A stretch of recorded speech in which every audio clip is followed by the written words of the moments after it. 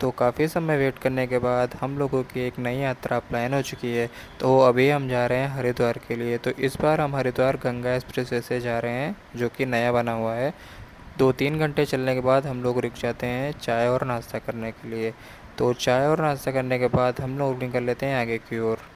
काफ़ी देर चलने के बाद बज जाते हैं शाम के 4, और 4 बजे करीब हम पहुंच जाते हैं। करीब 6-7 घंटे चलने के बाद भी हम लोग पहुंच गए हैं खायरा रेस्टोरेंट।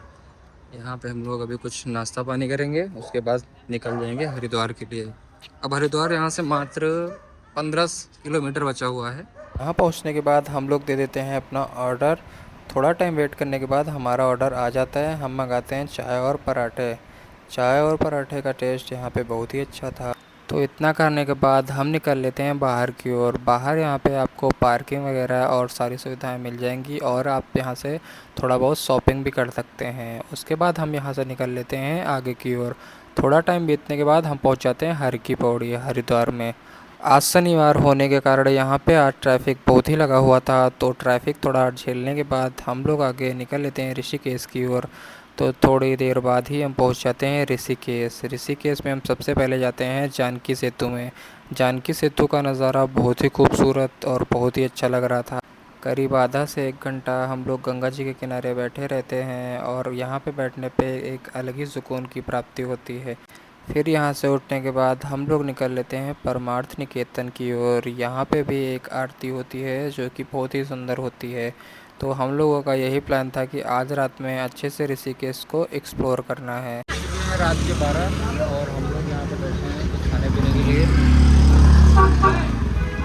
ये हमारा अभी चिली पनीर फ्राई राइस तैयार हो रहा है। इसको खा के हम लोग निकल जाएंगे रूम पे, फिर आराम करेंगे। गुड मॉर्निंग दोस्तों, सुबह के बज चुके हैं 7 और हम लोग पहुंच चुके हैं ऋषिकेश। और यहाँ पे हो रही है तगड़ी राफ्टिंग। हम लोग गंगा जी के किनारे राफ्टिंग का मज़ा ले रहे हैं। राफ्टिंग हम लोगों ने पिछले साल कर ली थी, तो इस बार नहीं करेंगे, नेक्स्ट टाइम करेंगे। ऋषिकेश में चाय नाश्ता करने के बाद हम 10 बजे के करीब निकल लेते हैं आगे की ओर। तो 12 बजे के करीब हम पहुंच जाते हैं देवप्रयाग, जहां पे अलकनंदा और भागीरथी का संगम है। यहां पे पहुंचने के बाद हम चले जाते हैं यहां पे स्नान करने के लिए। हम लोग पहुंच चुके हैं अभी देवप्रयाग संगम में, और अभी हम लोग जा रहे हैं स्नान करने के लिए। अभी आपको दिखाते हैं संगम का नज़ारा। लग नहीं रहा वहाँ पाएंगे। धूप कितनी भाई। यहाँ पे भीड़ काफ़ी ज़्यादा थी, तो हम लोग आराम से पहुँच जाते हैं संगम के घाट पे। मैं करीब इधर 3 बार आ चुका हूँ, लेकिन मैंने कभी देवप्रयाग संगम में स्नान नहीं किया था। तो मेरा ये मानना था कि इस बार मैं देवप्रयाग जब भी जाऊँगा तो यहाँ स्नान ज़रूर करूँगा। यहाँ पे आप देख सकते हैं एक तरफ अलकनंदा नदी और दूसरी तरफ भागीरथी नदी का संगम हो रहा है। यहीं से बनती है माँ गंगा। थोड़ा टाइम आगे चलने पे हम पहुँच जाते हैं माँ धारी देवी के मंदिर पे। फिर वहाँ से होते हुए हम निकल लेते हैं आगे की ओर, और शाम होते होते हम पहुँच जाते हैं रुद्रप्रयाग ज़िले में स्थित ऊखीमठ शहर में। यह शहर अपने आप में बहुत ही खूबसूरत है। फिर यहाँ पहुँचने के बाद हम लोग ढूँढ लेते हैं अपने लिए एक रूम। हम लोगों ने रात का स्टे यहीं पे इसी होटल में किया था।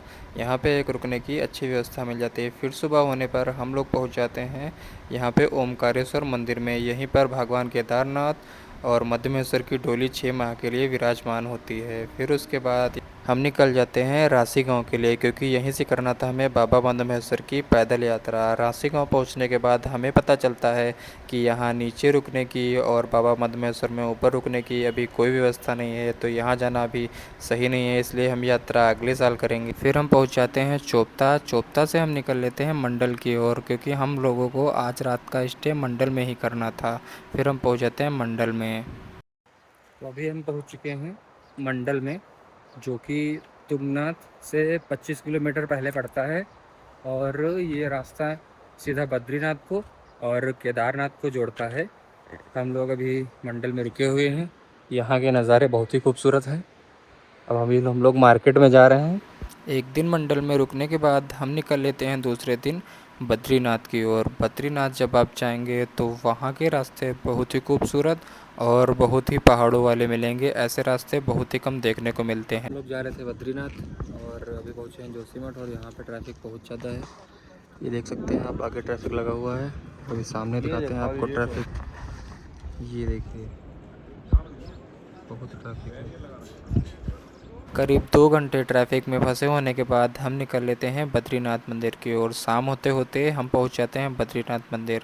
बद्रीनाथ मंदिर मैं लाइफ में 3 बार आ चुका हूं, लेकिन फिर भी मैं बार बार यहीं आ जाता हूं क्योंकि मुझे यहाँ बहुत ही अच्छा लगता है। यह मंदिर बहुत ही सुंदर मंदिर बना हुआ है और यहाँ पे आज बहुत ही ज़्यादा भीड़ थी, जिसके बाद भी हमारे दर्शन बहुत ही अच्छे हुए हैं। कल हम ले चलते हैं आपको एक नई जगह पे, तो मिलते हैं नेक्स्ट व्लॉग में।